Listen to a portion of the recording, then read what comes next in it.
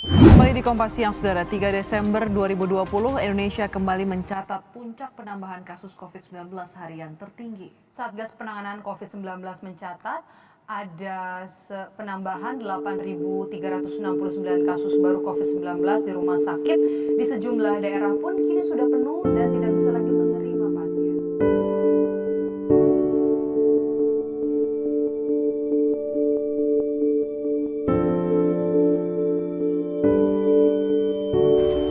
Kompas Siang, Saudara. 3 Desember Provinsi paling timur Indonesia Indonesia, Papua, sudah ada juru bicara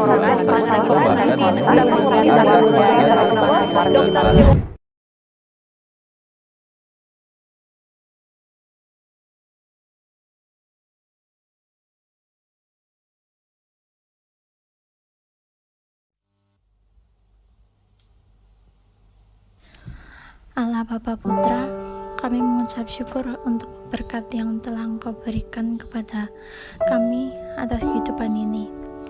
Terkhusus kami berdoa untuk orang terdekat kami yang terdampak pandemi COVID-19, agar saudara-saudara terdekat kami mampu menghadapi badai tersebut, dan berikan kekuatan bagi saudara-saudara agar bisa melakukan kegiatan seperti sedia kala. Terima kasih ya Bapa. Inilah doa kami yang jauh dari kata sempurna. Kami panjatkan di dalam nama Kristus, Tuhan kami. Haleluya. Amin.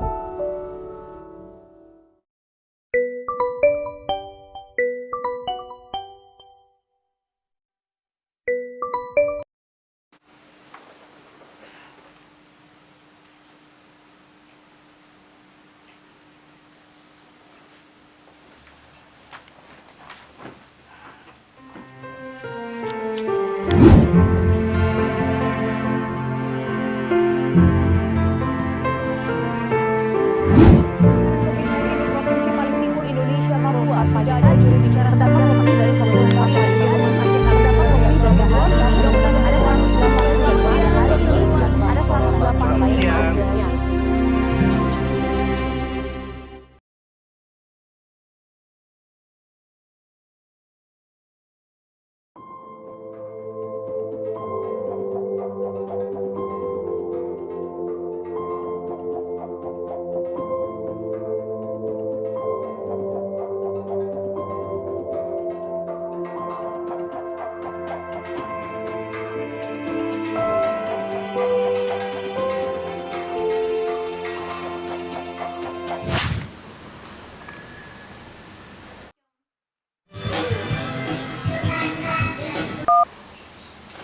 Halo, ada apa Ki? Halo, kamu sibuk nggak? Enggak sih, ada apa? Aku mau ajak ketemu bisa, Aku bisa, kapan? nanti siang.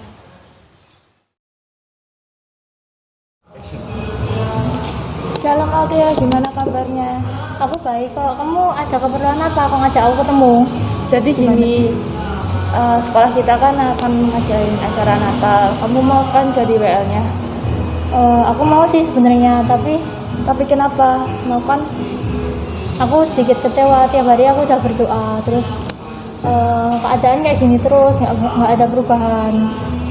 Jangan kecewa dong. Tuhan itu punya jawaban atas doa-doa kita, yaitu ya, tidak, dan tunggu. Mungkin Tuhan ingin kamu untuk menunggu, dan Tuhan itu pasti akan punya cara sendiri untuk menjawab doa-doa kita, dan itu pasti yang terbaik buat kita. Bisa kan? Oke deh, aku siap.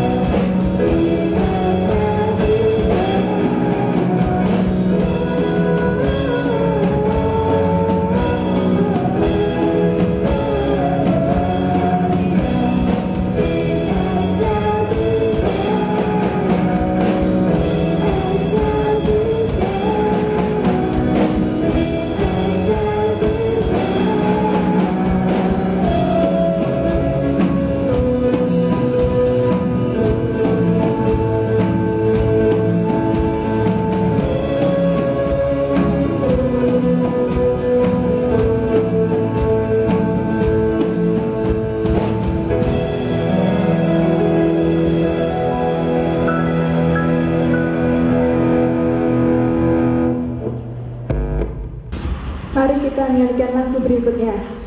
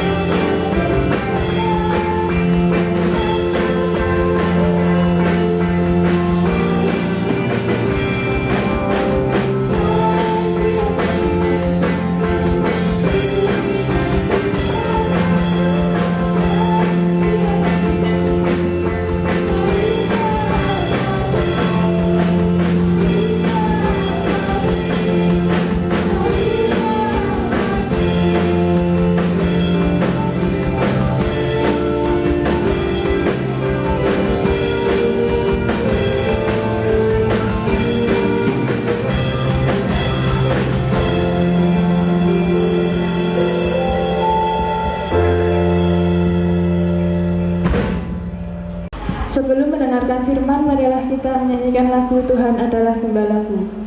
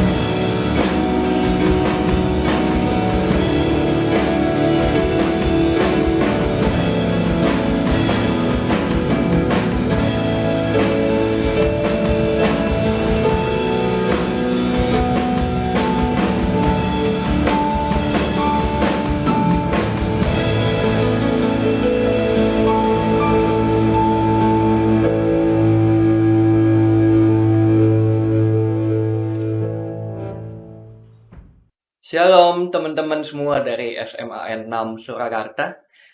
Perkenalan diri dulu mungkin sebelumnya, nama aku Aditya Simbung dan hari ini aku diundang di sini di Natalan kalian ya untuk membagikan sebuah firman Tuhan yang temanya itu adalah cinta kasih Kristus yang menggerakkan persaudaraan. Wah, ini dari temanya nih ya, udah Christmas banget pokoknya, udah Natal banget. Karena kalau kita ngomongin soal Natal, itu kan udah pastinya ngomongin soal kasih Kristus, ya nggak sih?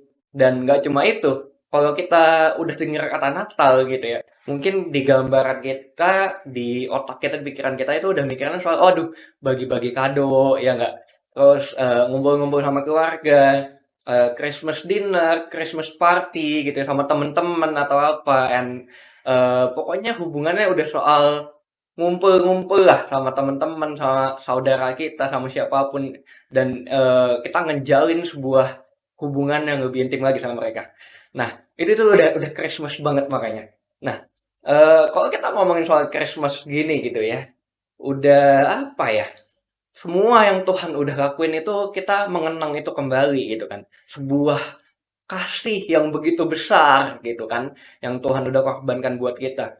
Kelahirannya, kita ingat kembali itu semua teman-teman, yang menjadikan Natal ini menjadi suatu yang spesial buat kita umat Kristen. Dan kasih yang besar ini gitu ya, sebuah kasih yang bisa bahkan buat kita mengasihi orang lain. Yang istilahnya gini loh, mengasihi orang yang kita suka aja itu nggak gampang gitu ya teman-teman. Coba deh ini yang udah pacaran mungkin, ayo ngaku gitu ya, eee, kita sesuka apapun sama orang gitu ya. Susah untuk kita bisa benar-benar mengasihi seorang dengan tulus setiap saat, teman-teman. Ya enggak? Itu kan susah banget gitu loh. Dan, apalagi orang yang kita nggak kenal, apalagi orang lain gitu yang kita nggak cocok sama mereka, itu susah banget untuk kita bisa mengasihi mereka dengan tulus. Dan disinilah masuk yang namanya kasih Kristus, teman-teman. Di mana kita harus benar-benar mengenal soal kasih Kristus ini dalam hidup kita. Dan, hari ini aku dikasih sebuah ayat di 1 Petrus 1 ayat 22. Coba mungkin kita bisa sama-sama buka di 1 Petrus 1 ayat 22. Berkata seperti ini teman-teman.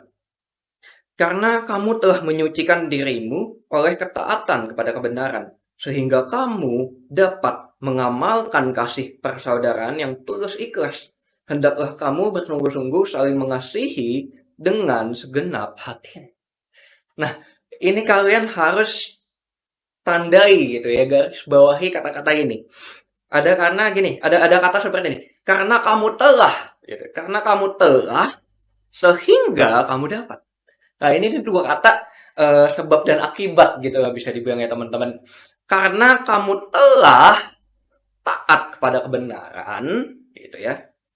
Maka kamu dapat, gitu kan. Sehingga kamu dapat mengasihi dengan tulus. Ini nih versi simpel aja lah dari ayat ini.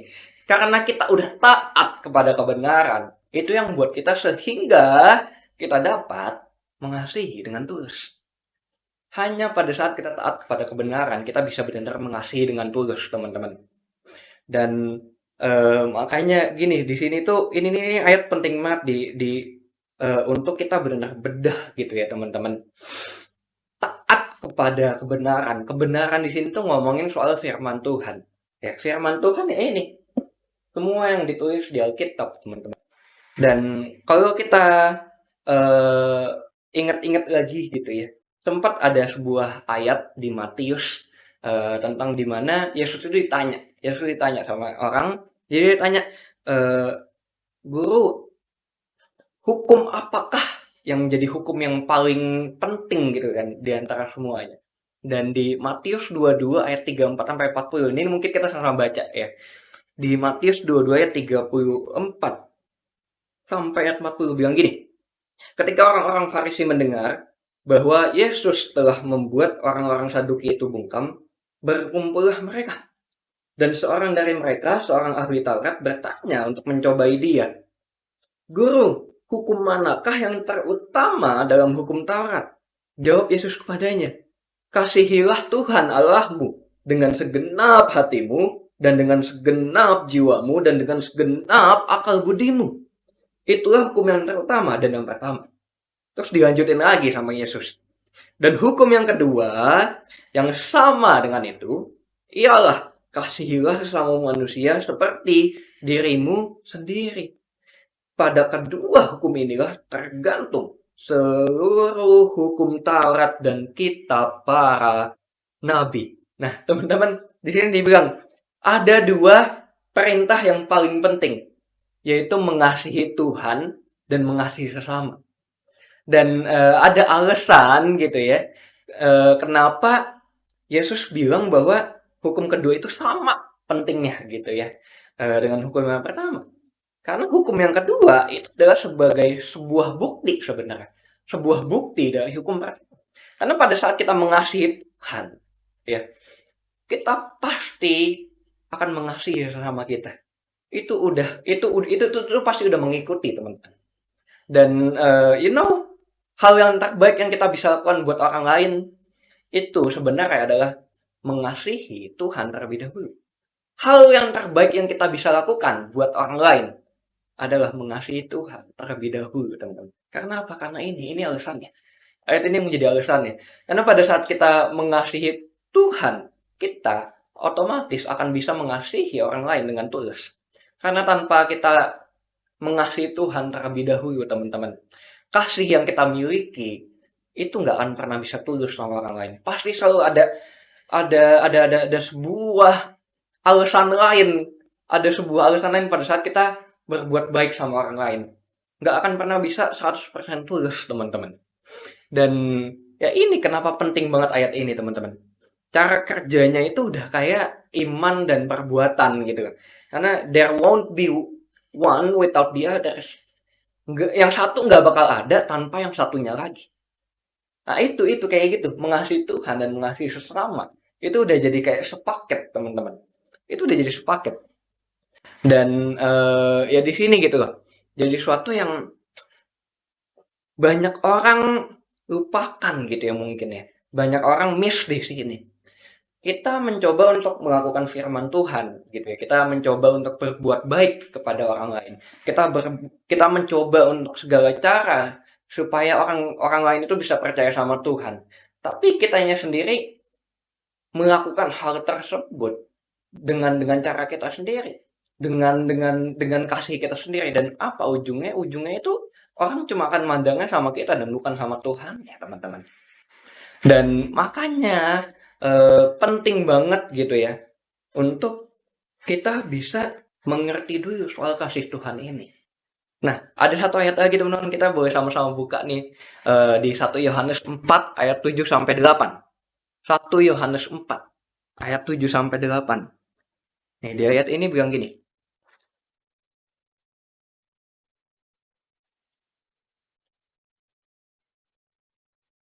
Satu Yohanes 4 ayat 7 sampai 8. Dibilang gini.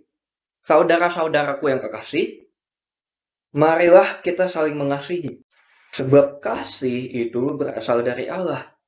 Dan setiap orang yang mengasihi lahir dari Allah dan mengenal Allah.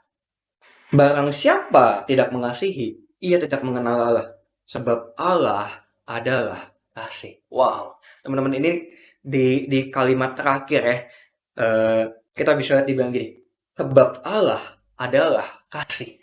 Wow, ini kata-katanya gini, adalah berarti artinya Allah itu sendiri gitu ya, identitasnya adalah kasih.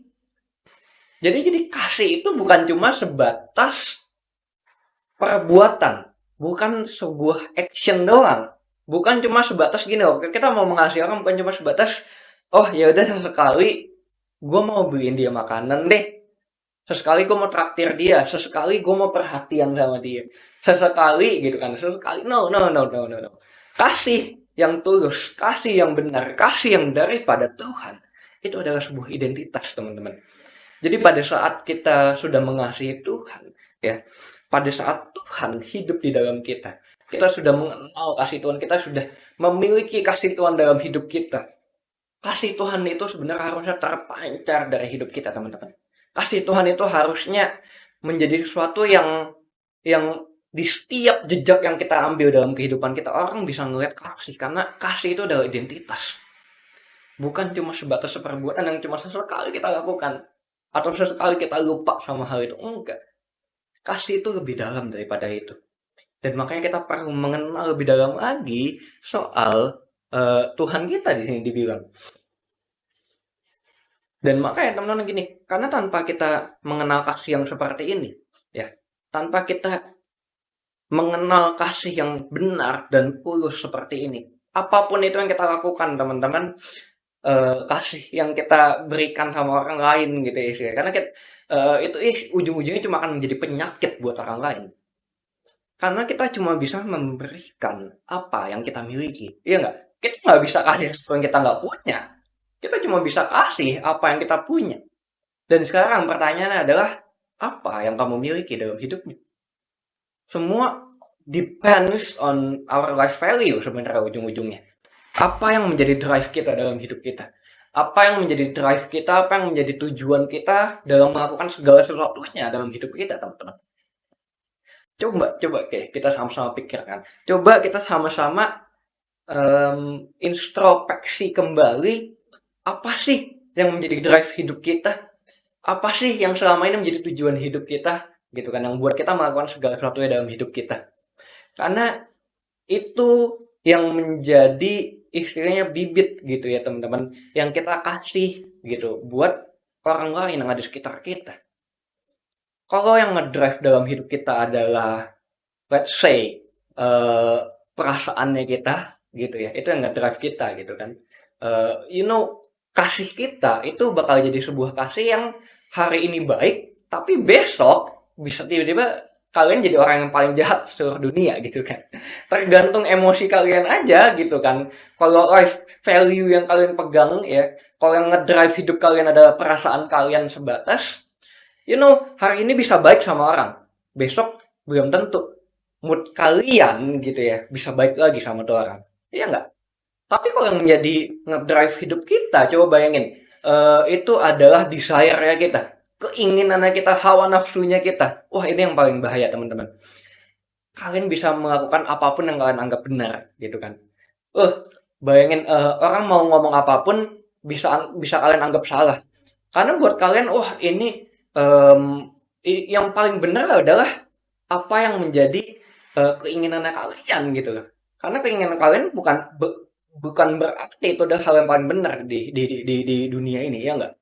Nah, ini kalau kalian tahu ya, fenomenanya itu udah kayak fenomena di Amerika soal Karen, Karen gitu ya. Yang namanya Karen, mohon maaf, nggak bukannya mau menyinggung kalian gitu ya. Cuma ini udah fenomena yang kalau di TikTok, di Instagram itu udah pasti sering banget kalian lihat gitu kan. Bagaimana Karen ini gitu ya di Amerika, mereka benar-benar bisa ngelakuin apa yang mereka anggap benar gitu ya. Mereka seakan-akan mereka mau nolong orang dengan caranya mereka sendiri gitu ya. Walaupun agak dipertanyakan banget gitu ya caranya terkadang gitu ya.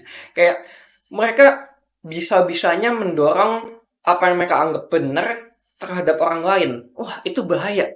Nah, ini bahayanya nih pada saat life value-nya kalian itu based on keinginannya kalian, based on desire-nya kalian. Benar dan salahnya kalian jadi suatu hal yang distorted, teman-teman. Yang terdistorsi gitu. Menjadi suatu hal yang melenceng dari apa yang seharusnya dan semestinya.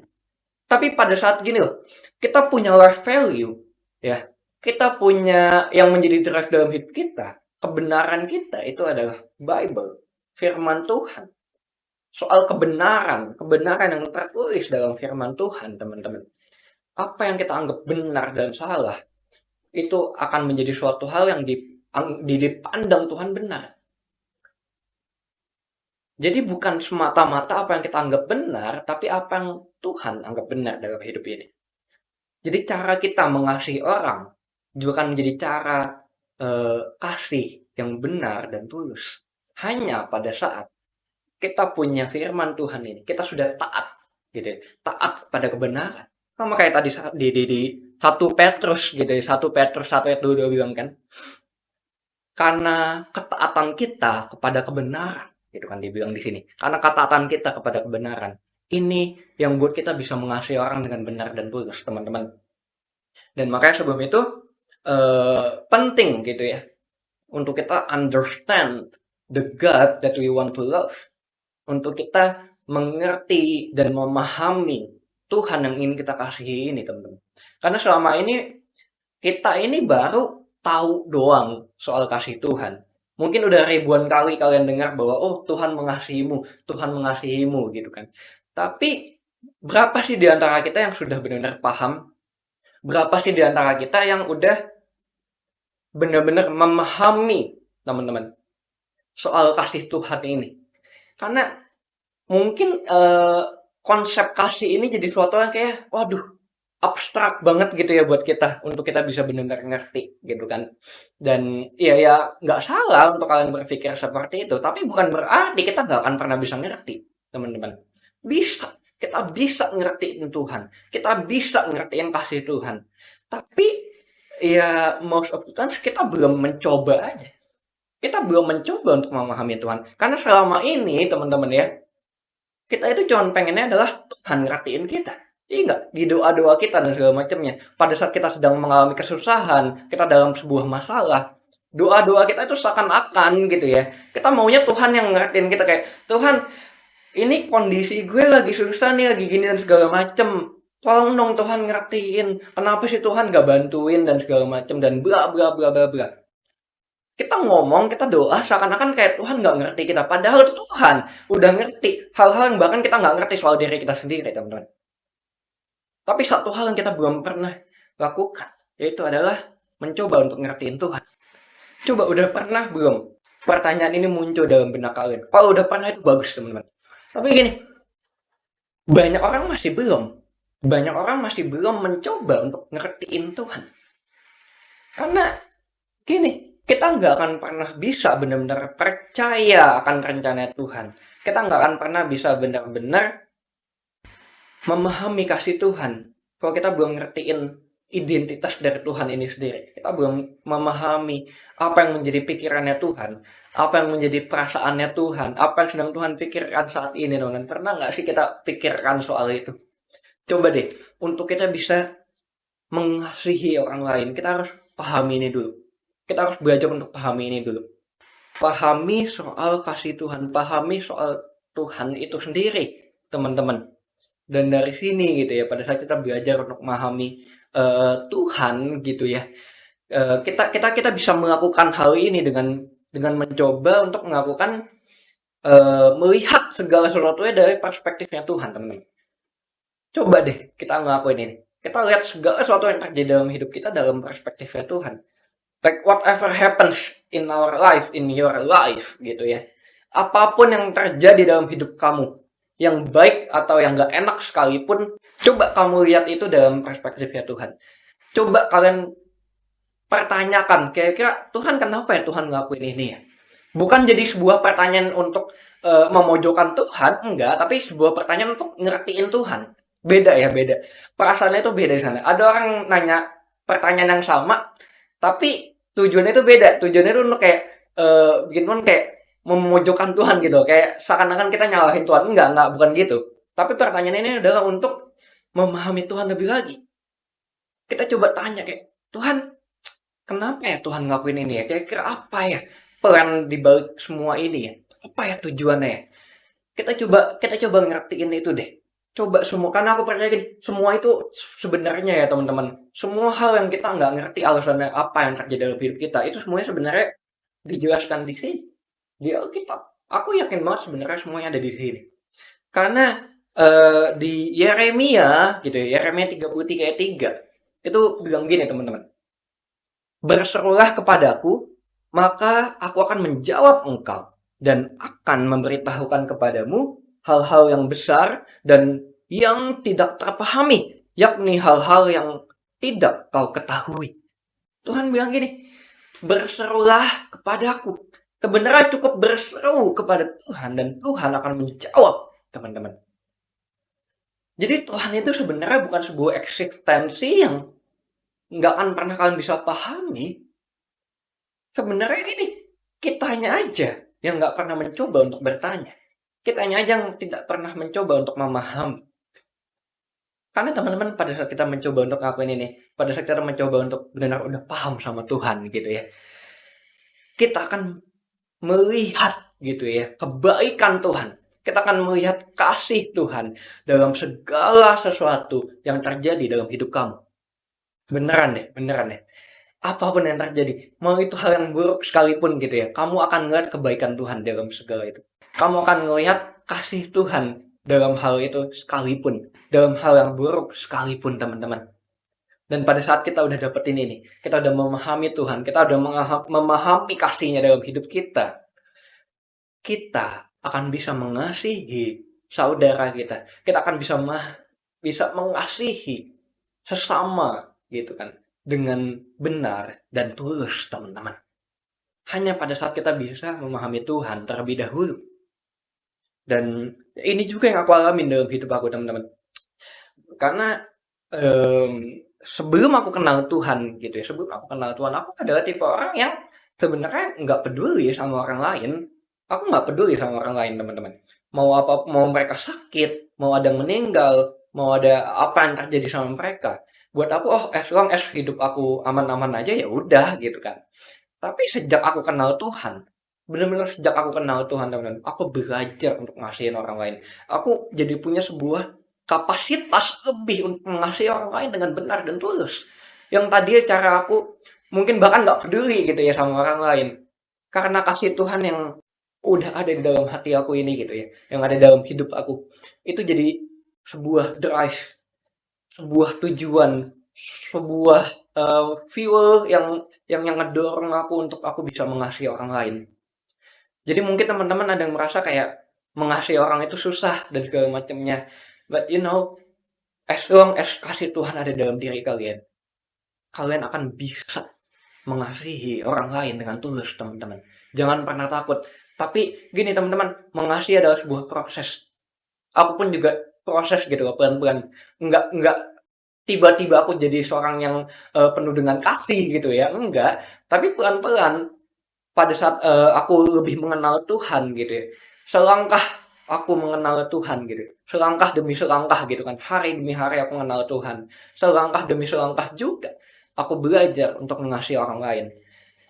Dan di sini, teman-teman, menjadi sebuah esensi dari Natal ini sendiri gitu ya. Untuk kita ingat kembali, kelahirannya Tuhan, semua yang Tuhan udah lakukan, kasih yang Tuhan udah berikan buat hidup kita gitu ya. Sebenarnya tujuannya untuk apa sih gitu kan? Semuanya itu untuk apa sih? Untuk mengingatkan kita kembali, teman-teman, bahwa segala perjuangannya Tuhan Yesus di bumi ini untuk mengajarkan kita bagaimana kita harus mengasihi orang lain, teman-teman. Tuhan ada lahir ke dunia ini ya, ke bumi, teman-teman.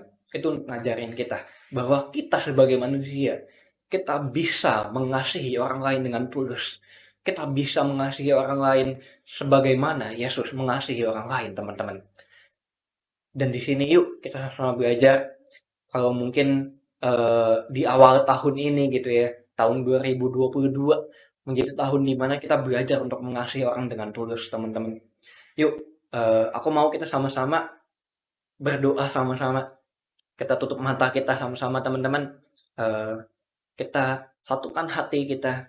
Aku mau supaya kita bisa mengenal kasih Tuhan lebih lagi.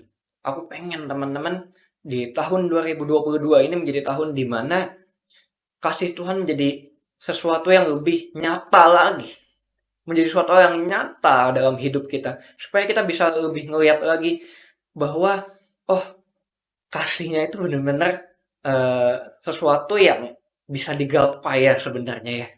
Dan aku pengen, teman-teman, aku berdoa supaya kasih Tuhan itu lebih nyata lagi dalam kehidupan kalian.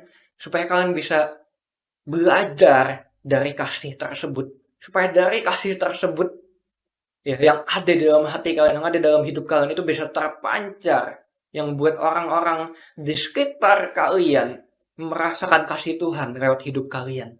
Dan aku berdoa ya Tuhan, supaya Engkau yang jagai anak-anakmu, Engkau yang lindungi anak-anakmu ini, Engkau yang sertai mereka, Engkau yang bentuk mereka terus Tuhan, supaya mereka bisa benar-benar memahami soal kasih-Mu dalam hidup mereka ya Tuhan.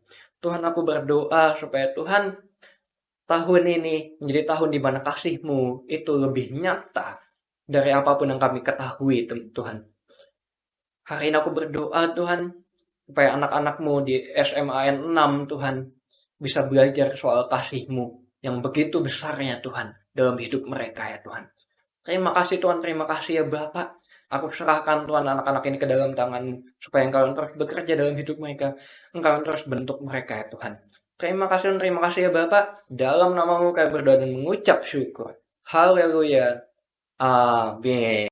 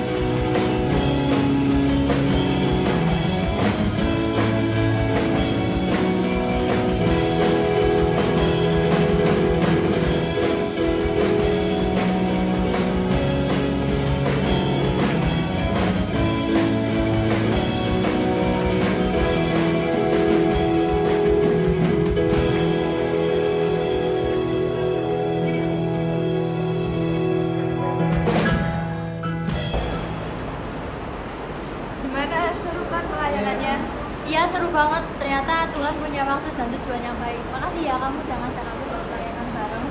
Iya sama-sama, karena cinta kasih Allah, kita sebagai saudara harus saling mengingatkan. Itulah fungsi dari persaudaraan.